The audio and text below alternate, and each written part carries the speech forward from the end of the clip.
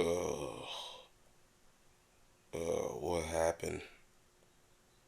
Uh, what's going on? Uh, uh, I gotta stop drinking with Irish people. Wakey, wakey. What happened now? Where am I? Yeah, you are in our little layer. What's going on here? We know you have the information. I said, What? we know you have the information. What are you talking about? We need to know about what's going on for the rugby playoffs this I mean, weekend. I know some things, but I said, we know you know some things. I guess.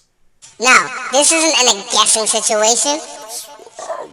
Okay, look, I just No, can look! you just give me a. No, you understand this. We have investors who are looking for stuff. All right. Well, all right. Get your head right.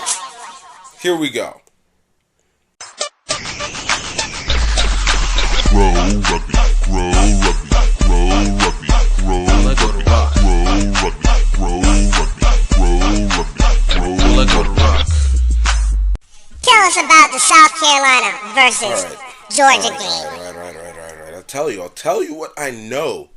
Um, University of South Carolina. University of South Carolina had a perfect record coming out of the regular season. They ended up winning the SCRC championship, defeating LSU 41-26. Their offense has been outstanding, outscoring their opponents 337 to 134. They run a really basic pattern that involves getting the ball to the edge as quickly as possible. And when USC can actually get it done properly, they have one of their best players, their number 14, their winger. His name's Avery Darnell. When you get this kid to the ball, this kid gets into open field and he'll break it away from you, making it for the score. You cannot let him get on the outside of you because he will make that corner and turn it on you. The weakness that this offense has is that the back line has a propensity to creep up and get very shallow whenever they make their passes. But on the flip side, their forwards are able to stay close, so though they might not make as much distance, they don't lose very many rucks, so they have plenty of support and ready to go. Defensively, South Carolina is pretty decent, not great. Their tackling ability is about mediocre. They have an aggressive defense that attempts to use its length to be able to disrupt ball carriers. They will almost certainly attempt to jump the ball if you make your pass. That is, when you're coming out from your ruck, they will attempt to try and make a jump pass in their favor to try and disrupt the transition from the scrum half to the fly half or to the forward, whoever is taking it there. The biggest weakness that South Carolina has is their scrums. They do not have powerful scrums. And so they get really pushed around very easily, both offensively and in defensive scrums.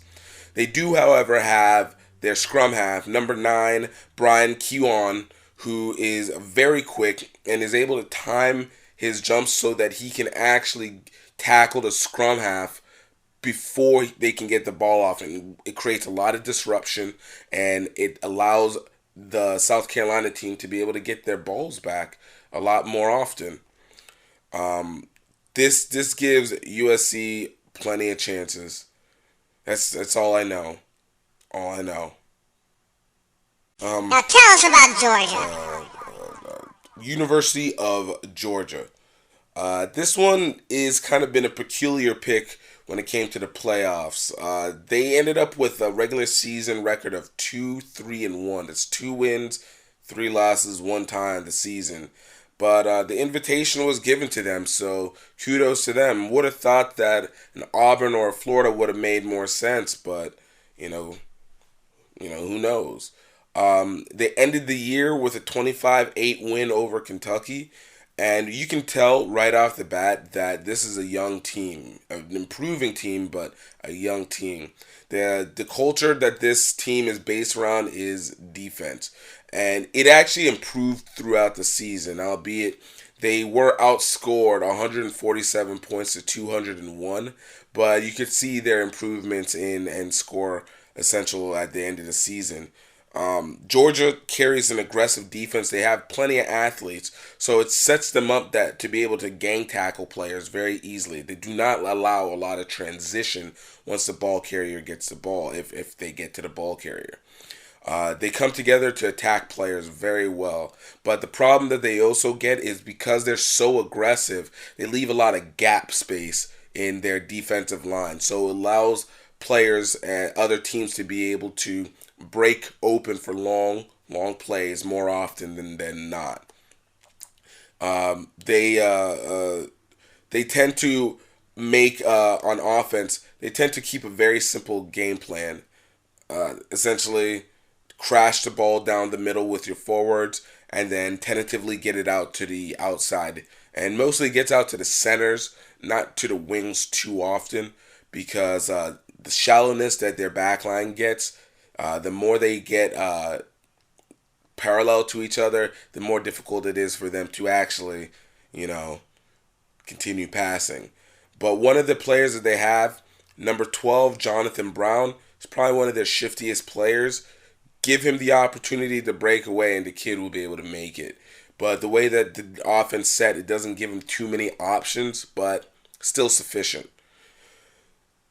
One of the biggest strengths Georgia has is in their scrum. They are able to push the pile and create disruptions. Like I said earlier, they have a lot of athletes, just a lot of youth and experience that needs to be done. In lineouts, UGA is efficient but not great on offensive lineouts. They occasionally will overthrow the ball and might be penalized for not throwing straight, trying to do quick plays to their front pod. On defensive lineouts for them, it's non-existent.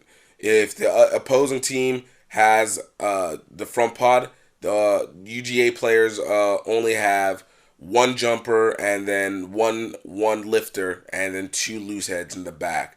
So opposing teams are able to throw to their front pod more often without any disruption. That's all I know. That's all I know.